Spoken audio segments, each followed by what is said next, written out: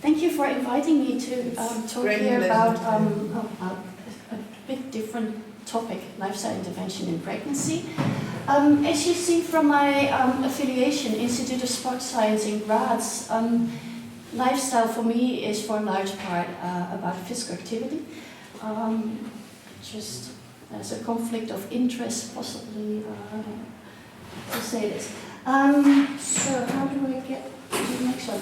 I built up or structured my presentation a bit around these topics. So a bit about consequences of obesity and diabetes in pregnancy. Then I want to shortly address the topic of giving correct and sufficient information to women when they're pregnant about lifestyle. This does not always work. We have new batteries, but we will manage. Then a bit about what does the data tell us about interventions in pregnancy and the effects it has, but mostly also giving you a bit of information about the DALI study that I was involved in, and then finish up with only 2 take-home messages. So I think, yes. Just quickly setting the scene, we've been talking about obesity and big babies already. This is, of course, is something that we would like to prevent, because this baby is likely to grow up into this child, and I don't know where to come, into this guy. Yeah, so that's really, I mean, we know that babies who are born big and with a lot of fat, they are very likely to become obese later on in their lives. And actually the story of the fat baby growing up into an obese adult starts in this belly. And that's why people talk about the vicious cycle of obesity and diabetes, or in short, diabetes in pregnancy. So if the mother has obesity or diabetes in pregnancy, we have a situation where the fetus is over fat. So we have overnutrition of the fetus, so we get these big babies at birth. And of course we can intervene in this period. So prenatal lifestyle interventions might prevent this fetal overnutrition. This big fetus or big baby, as I already showed, is likely to grow up as a child with obesity, but also with an early onset of type 2 diabetes. So these big babies have a high risk of developing this. And of course, it's never too late to intervene. We can also intervene in this period in life of the children.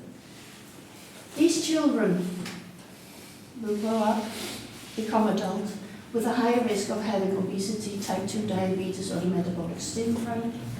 Still, we have an opportunity to intervene.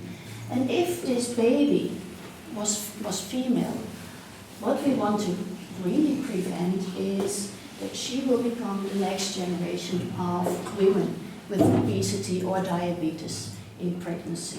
So this is really a cycle that we want to break. And my focus is mostly on these prenatal lifestyle interventions.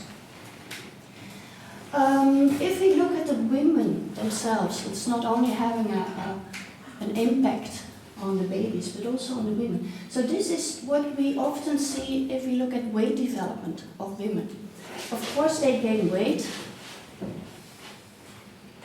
Oh, it's really the battery. So of course they gain weight during their pregnancy. Yeah. But what often happens is that they don't lose all the weight that they gained in the pregnancy. So they're heavier after a pregnancy. It doesn't work in the screen. It doesn't work in the TV screen. Okay, so It's there. use my fingers. They're heavier. Yeah? So they have postpartum weight retention, that's called.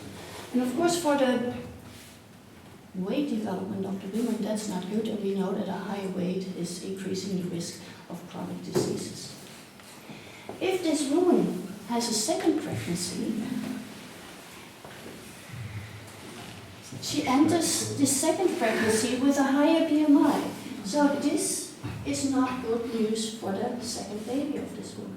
We want to have her have a normal weight. And if she again has postpartum weight retention, we again see a negative, let's say, trajectory in her weight development. So this is something that we want to prevent, of course, as well. And one of the most important, let's say, predictive factors for having this postpartum weight retention is actually the weight gain in pregnancy. If that's excessive, the women have a higher risk of staying heavier after the pregnancy. So if we look at this weight change between two pregnancies, and these are data from Belgium, you see here the black bar is women who have more than 2 units BMI change between two pregnancies. The red one is between 1 and 2 units. The white between -1 and 1 unit, and the gray bar is more than -1 BMI unit. So that's women who reduce weight between two pregnancies. So the black and the red bars are bad news. Yeah? And if you look at the weight that they had at the first pregnancy, underweight, normal weight, overweight, or obese, we see that this is a higher percentage in the overweight and obese women. So these women are more likely to have an increase of 1 BMI unit or more between two pregnancies. So these are the women at highest risk of really increasing their weight after a pregnancy. Or in other words, if you look at the prevalence or the change in prevalence of being overweight or obese in the first pregnancy compared to the second pregnancy, we have an increase of 7% of women starting their second pregnancy either being overweight or obese. So that's really a serious issue, of course, for the health of the women themselves, but also for the babies of this second pregnancy. So there's really a need to do something about it. And in my mind, preventing this starts with providing the women with correct and sufficient information. If we talk about physical activity, perhaps you all know this, but I wanted to tell you anyway, because not everybody is as familiar with the concept as I am. So actually physical activity is all bodily movements that really result in an increase in energy expenditure. And it's often expressed, if we talk about population levels, in metabolic equivalents. And one metabolic equivalent is the energy that you expend when you're really sitting at rest. So you might think you're spending 1 MET now, but you're spending actually a little bit more because of brain activity, or I hope you're having a bit of brain activity.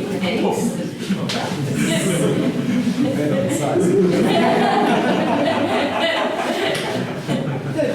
And if we talk about physical activity levels, we often talk about light, moderate, and vigorous intensity activities. So light activities is everything under 3 METs, moderate between 3 and 6 METs, so that's thinking stuff like walking at a pretty quick pace, cycling, things like that. And vigorous activity is really the more sport type of activities. What is not included in that list that I showed before is actually sedentary behavior. And that's defined as everything below 1.5 MET. And I have that on a separate slide now, because it's also considered to be an independent sort of lifestyle or risk behavior, independent from physical activity. So you can be, at the same time, be very physically active. So an hour, 1.5 hours per day of moderate to vigorous intensity physical activity. But on that same day, be very, very sedentary. And I think that's actually what many of us have. We have, or I have, I should speak for myself. I have a sedentary job, so I spend most of my time sitting on a chair behind a desk. Let's say that's 10 hours per day at home. You're sitting, reading, watching television, whatever. So it's pretty easy to have 12 hours of sitting per day, but still there's time left to be active for these 1.5 hours and then have enough sleep. Yeah? So it's really possible to be very active and very sedentary at the same time. And these two behaviors have independent effects on health. So that's what I wanted to point out, that actually this is not just being inactive, it's really sort of a different behavior as well. And that's something that women need to be informed about. They have to have information about this. What is recommended for physical activity? These are the recommendations for the general adult population. So we are supposed to have 150 minutes of moderate intensity physical activity per week, 2.5 hours. Should be doable, right? Or 75 minutes of vigorous intensity, so because it's more intensive you can reduce the time that you need to spend on it, or some combinations of the two, and do something that includes strengthening your muscles 2 times per week. If you look at the recommendations of the American College of Obstetrics and Gynecology for pregnant women, actually they are pretty similar. So they recommend when a woman has a healthy pregnancy that she should have 20 to 30 minutes of moderate intensity physical activity per day, on most of the days or all of the days in a week. So that's not too much different from the 150 minutes of moderate activity per week. Of course, there's some contraindications and warning signs for exercise that women have to observe. So they have a very specific list in these recommendations, and some types of exercise are discouraged. And actually that's mostly based on really sort of common sense. So exercise and sports where you have a risk of trauma or falling, you should not do. Scuba diving, you should not do. But otherwise, if you're active before pregnancy and you have a healthy pregnancy, you can do many types of physical activity actually and maintain that. But if you look at the levels of physical activity that women have when they get pregnant, these are pretty old data, but I think they're pretty representative of what is still happening. If you look at the total physical activity of women before pregnancy, in the second trimester and after pregnancy, we see a pretty substantial drop in total physical activity levels during pregnancy. And unfortunately, women do not get back to the original levels of physical activity, of course, because their whole life has changed and they have to deal with a young baby at home and perhaps more children as well. If you look at what this drop really is, it's mostly a drop in the more vigorous intensity physical activity. So the walking, the time they spend on walking is pretty stable. Also in pregnancy it reduces a little bit, and the light reduces a bit, but it's mostly in the vigorous intensity physical activity. If you know that in the general population, in the best countries in Europe, okay, and that's the Netherlands, and other Scandinavian countries mostly, it's still less than 50% of people meeting the recommendations that I just showed you. And then knowing that women reduce physical activity levels in pregnancy and the recommendations are not that different in pregnancy, we can also sort of figure out that most of these women will not meet these recommendations for physical activity. So there is really a need to counsel women on physical activity in pregnancy. But data shows that many women have insufficient knowledge on physical activity, but also on healthy eating and how much weight to gain in pregnancy. And of course, having this knowledge is a sort of prerequisite of meeting recommendations. If you don't know what the recommendation is, it's pretty difficult to meet them. Yeah? And from a study that we did in Amsterdam, actually, we know that many women do not receive correct information, if they receive any information at all from their healthcare providers. So we looked at what information they got on weight gain, gestational weight gain, and how that was related to the actual weight gain of the women. And we found that women who got incorrect information, so actually were advised or told to gain more than according to the recommendations, those women are actually more likely to have excessive weight gain. So giving the correct information does have an immediate impact on the women and their outcomes as well.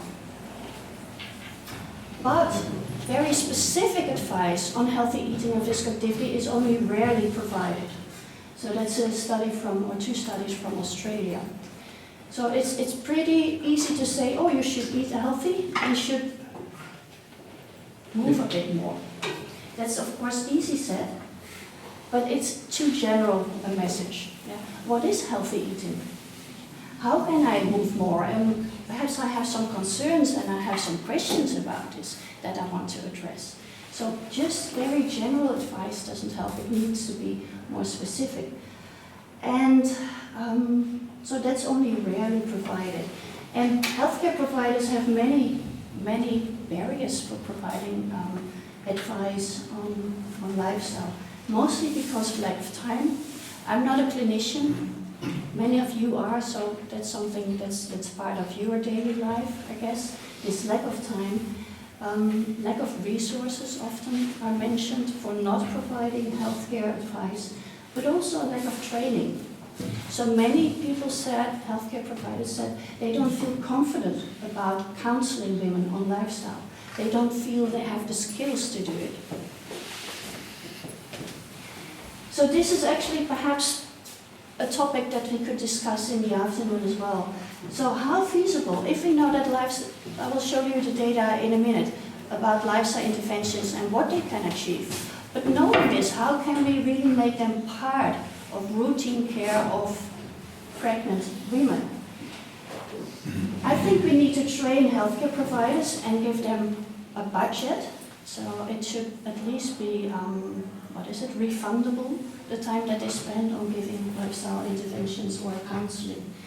But it might also be that we have to think about an organization where we refer to more experts. Dietitians are often already part of usual care if we talk about women who have gestational diabetes, but perhaps we need to refer more women to experts on diet and physical activity, or a bit of both. But that's for me an open question and open for discussion. But that there's a need to improve the information that women get on lifestyle, I think that's pretty clear. Good. But what can we achieve if we do this, if we offer women an intervention for lifestyle? Here are some data from a systematic review, and actually there's so many systematic reviews on this topic, about the effect of a physical activity intervention on gestational diabetes prevention. And if you look at the data, we can prevent some gestational diabetes, so we could reduce the risk by almost 25% if we provide any physical activity intervention. And actually this is really a very mixed bag of everything. It's really providing a training intervention, a training program, getting the women to an exercise session, but also counseling intervention. So it's a bit of a mix. But across the board, we can achieve a reduction of gestational diabetes with physical activity. And a more recent review shows actually almost the same risk reduction. But, and these are interventions that are dietary interventions, physical activity interventions, or a combination of both, also for the prevention of gestational diabetes. What they found, similar to the previous one that I showed, relative risk of 1.8, but interestingly, they split this up based on the timing when the intervention started. So these are the interventions that started before 15 weeks of pregnancy. And here you see relative risk of 0.78, so almost the same as over the overall relative risk. So there is an intervention effect on the prevention of gestational diabetes. Sorry, could you go back to the previous slide, please? Yeah. What is the outcome measure here? Is it weight or is it? It's GDM. Because in the column we have weight. No, that's just the weight of the study. So it's It's not the weight of the study. women. It's the weight of the study. Yeah. So the outcome, and in this one, is the outcome is GDM as well. Is it? Yeah, exactly. It's just a different review where they split up based on when they started with the intervention.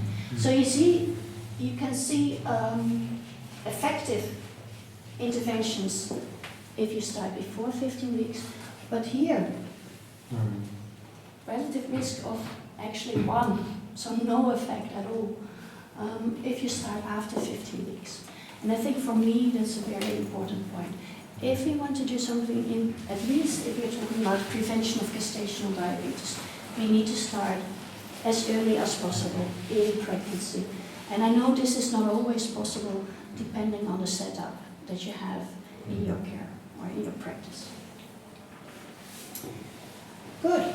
If we talk about not gestational diabetes, but gestational weight gain, the data says that if we combine all these interventions lead to about 1.4 kilos less in gestational weight gain compared to control. And actually it's mostly the dietary interventions and the physical activity or the combinations are seemingly a bit less effective than just a dietary intervention.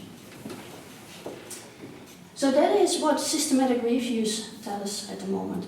So we can achieve good outcomes. Yeah. Does it somehow translate into birth weight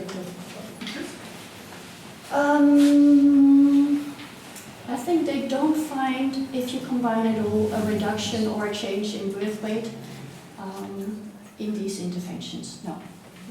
Yeah. But I will come back to that later in the talk. Birth weight is not the best outcome to have a look at. Yes? Do you have any information on the subgroup of obese patients? Yes, there's some specific data on obese women, and actually the ones with the GDM, most of these studies targeted only obese women, because that's of course the group that is of highest risk. With the gestational weight gain, I'm not sure, but I think it's pretty evenly distributed. You can reduce weight gain in women with obesity, but also in women who start with a normal weight. Yeah. But I also would like to tell you something about what we found in our European study, the DALI study. So the DALI study was a European-wide study funded by the European Commission, conducted in 9 different countries, 7 different sites, 7 different languages, which you can imagine was a bit of a challenge at times. And in this part of the DALI study, it's the lifestyle intervention. We recruited more than 400 women, obese women, because it was primarily designed for prevention of gestational diabetes. So we targeted the women with a BMI of 29 or above, because they have the highest risk. And we randomized these women over 3 different interventions. So it was a counseling intervention, talking to the women about healthy eating and physical activity, healthy eating alone or physical activity alone, and of course we had a control group who only received usual care. What we found, if we look at the lifestyle that they reported after the intervention, so this is moderate to vigorous physical activity and sedentary behavior, we see in a group that only received physical activity counseling an increase at 24 to 28 weeks in how much physical activity they reported, but they couldn't maintain this until later in pregnancy. This last measurement was 35 to 37 weeks of pregnancy. So then you still see a bit higher bar, but it's not statistically significantly more. But at both times, the women that received the combination, so healthy eating and physical activity counseling, they reported to be sitting less compared to the control group. So these are positive changes in both outcomes related to physical activity. We also saw many differences in healthy eating, but none of these lifestyle changes resulted in a reduction of the risk for gestational diabetes. So here you see 24 to 28 and 35 to 37 weeks, the number of women who developed gestational diabetes. We measured fasting glucose, fasting insulin, insulin resistance, and whatever you can calculate based on these measurements.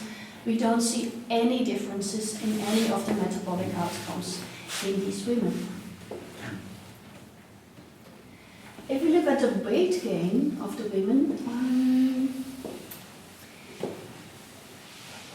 in the combined group, they gained 2 kilos less compared to the control group. In terms of weight development and trajectory of the women, I think this is a relevant decrease in gestational weight gain in this group. Birth weight of the babies, not changed. No effect on that outcome. But we also measured the skin folds of the babies immediately after birth. And then we see that we do find a reduction of the sum of skin folds in the babies of the women who received the combined counseling. So it's about an 8% reduction in the sum of skin folds in this group compared to the control group. How did you measure it? With ultrasound? No, it's really skin folds with a caliper. 1.8 millimeters. It's not So much. there is Very more good lean, calipers. Yeah. Numbers are good. but there is more lean mass versus fat mass. So Actually, the weight is normal and the skin fold is Yeah. reduced, so you need more muscle and less yes, fat. exactly. So we looked at, you can, from the skin folds, there's a formula that you can calculate estimated fat mass. They see also reduction, 9% reduction in estimated fat mass. Based on the same formula, you can calculate lean mass or not fat mass, and there we don't see a difference. So it seems to be in the fat mass and not in a lean mass, which is of course important because you don't want to have a reduction in the lean mass of the babies. I know skin folds in neonates, difficult issue. We also had a different measure of neonatal adiposity, and that's the leptin in the cord blood. Since leptin is produced by fat cells, it's not a perfect, but it's another marker of adiposity of the babies. And also in this marker, so completely independent of the skin folds, we see a reduction in this group in the cord blood leptin. So I think with the two measures together, we can say that we have a reduction in adiposity in these babies in the combined group. Given that these are babies of women with obesity, I think that is not bad news, actually good news. We saw so many differences in lifestyle. So we had differences in physical activity levels, sedentary time, and I think 4 or 5 of the outcomes related to healthy eating. So what we want, and also gestational weight gain. So we wanted to know which of these changes were really responsible for this difference in the neonatal outcomes. So we did mediation analysis, and just as a quick explanation what that is. So we have the intervention and we have the outcome, and then what I showed you was the total effect. Yeah? It's really the direct effect of the intervention on your outcome. But we know that there needs to be some factor in between in this case. So that would be a mediator. Yeah? And that's what we wanted to figure out. The effect that you can explain by the intervention effect on the mediator and the association of the mediator with the outcome is called the indirect effect. And What is left of the effect, direct effect, is then called, as the book says, direct effect. So that is actually the principle of mediation analysis. And what we first did is, was this gestational weight gain or this reduction in gestational weight gain actually related to this reduction in neonatal adiposity? So in this analysis, the effect of the intervention was just not statistically significant anymore on the weight gain, but the weight gain was absolutely not associated with the leptin levels in cord blood. So there was no significant indirect effect, so there was no mediation of this reduction in gestational weight gain for the intervention effect on cord blood leptin. Of course, we did similar analysis for all the other lifestyle interventions as well.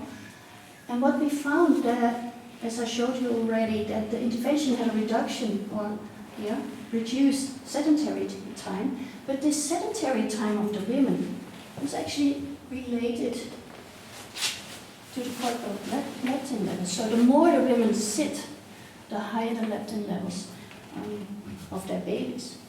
So here we found a significant mediation or significant indirect effect of this sedentary time for the effect on the cord blood leptin. So what does it all mean? That our intervention or our lifestyle interventions were not effective in the prevention of gestational diabetes, but we started only at 16 weeks of pregnancy. So that fits actually the results of this meta-analysis perfectly. Had we known this before we started the whole trial, we would have tried, of course, to start a bit earlier, and perhaps then we could have found a significant effect on gestational diabetes as well. The combined healthy eating and physical activity counseling intervention was effective in reducing gestational weight gain, 2 kilos less, and was effective in reducing neonatal adiposity. And actually this is the first study really showing a causal relation between maternal lifestyle and adiposity in the babies. Gestational weight gain didn't seem to be involved in the effect on the neonatal adiposity, but it was a sedentary behavior that, in our study at least, seemed to be important. And actually, a lifestyle intervention that really focused on sedentary behavior has not been done that often, and we had a specific counseling part on sitting time in our study. So that might have been actually a relevant part of the intervention. Of course, what happens with these babies later on in life would be important to figure out. Does this really have an effect on the risk of developing obesity or metabolic disorders later in life? That's what we want to try to figure out, so we do have a bit of a follow-up of the babies. But those of you who are involved in those types of studies, it's not easy to do a long-term follow-up of a pregnancy intervention trial. But at least we try. So that's an open question. But if we look at previous studies that have included follow-up already, the Upbeat study from the UK, Limit from Australia, Rolo from, I think, Ireland or the UK, Radial, Finland, Lip, Denmark. These studies combining physical activity and healthy eating counseling didn't find any effects on birth weight or body fat. In Upbeat, they found a reduction in the sum of skin folds at 6 months of the infants, but actually later on they lose this effect.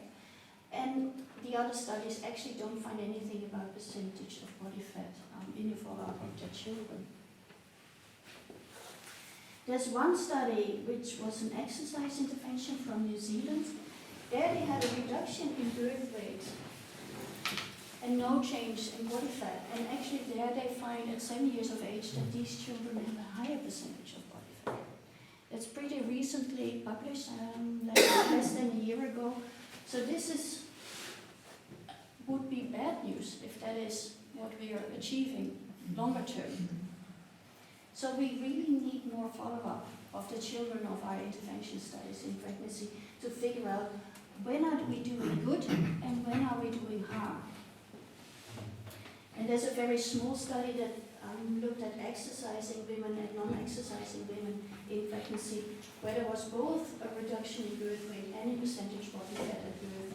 And in this study, they showed also that a lower percentage of body fat at 5 years of age. As I said, birth weight is a pretty poor measure of what is really going on. How does this baby really respond to the intrauterine environment? So I think we need more studies looking at body composition at birth, and we need many more studies looking at, okay, what does this really mean for the health of the babies, but also, of course, for the mothers. So we really also have to figure out what is happening between birth and our later outcomes, because of course the lifestyle of these children will have an effect on their outcomes as well. What are they eating? Are they being breastfed? How physical activity are they themselves? So that is really for me a big question mark, because mostly these follow-up studies didn't take that into account. So coming to my last part, the take-home messages.